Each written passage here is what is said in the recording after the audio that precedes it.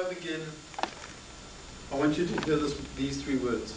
Life is precious.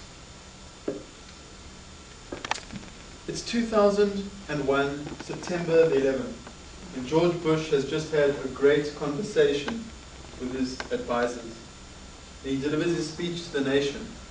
He stands up and he says, "People of America, we will not meet them at their level. We will not fight in order to teach them a lesson. We will show them real love."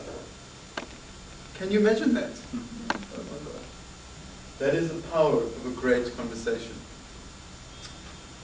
And what is the art of conversation? It's the art of listening. It's the art of asking the right questions. An example.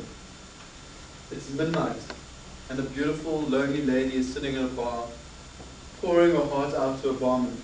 A Pandora's box of chaos and despair and all kinds of regrets.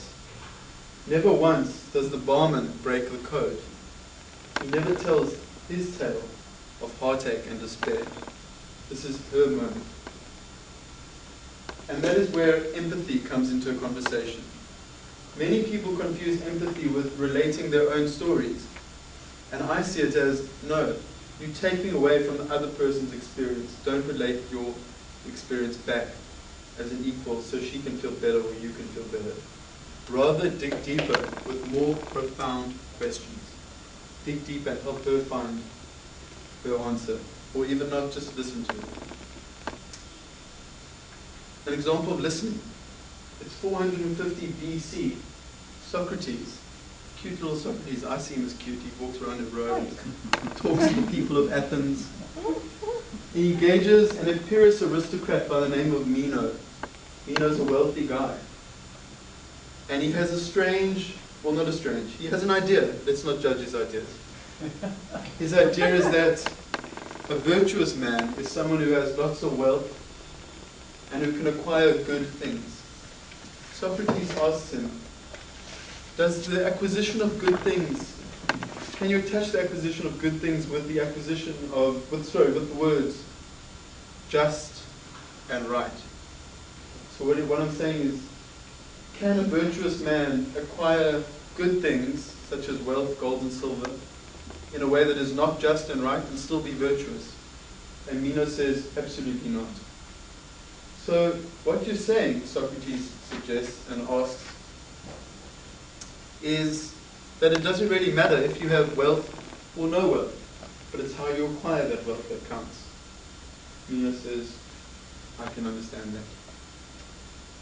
And that's the power of a conversation. It has the ability, if a balance of questioning and listening, to change people's realities.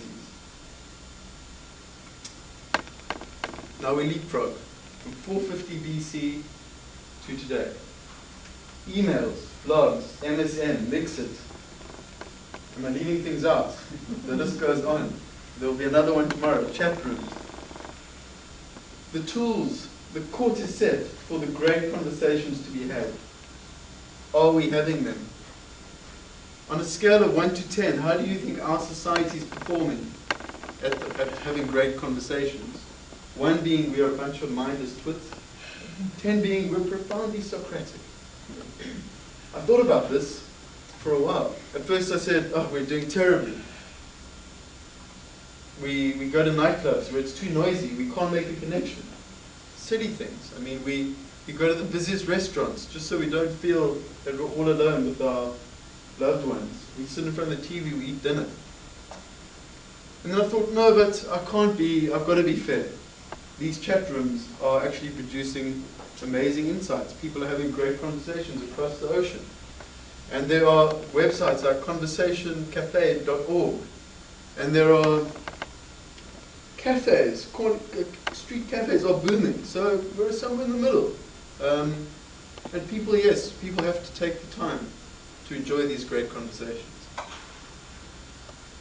And so all I wish to leave you with tonight is, let's take the time to have these great conversations. Let's listen, let's ask the right questions. I read a great quote the other day, but unfortunately I couldn't find the person who said it, so I'm going to say anonymous. He said, may questions be the breath of the conversation. And I'd like to add on to that, may listening tickle the ivories of your soul. Take the time to enjoy these conversations. Thank you very much.